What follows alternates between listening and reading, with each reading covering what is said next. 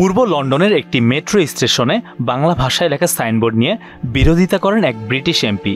লন্ডনের great ইয়ারমাউথের MP Rupert লো তার x অ্যাকাউন্টে হোয়াইট চ্যাপেল স্টেশনের সাইনবোর্ডের ছবি পোস্ট করে লিখেছেন, এটা লন্ডন, এখানে স্টেশনের নাম ইংরেজিতে এবং কেবল ইংরেজিতেই হওয়া উচিত,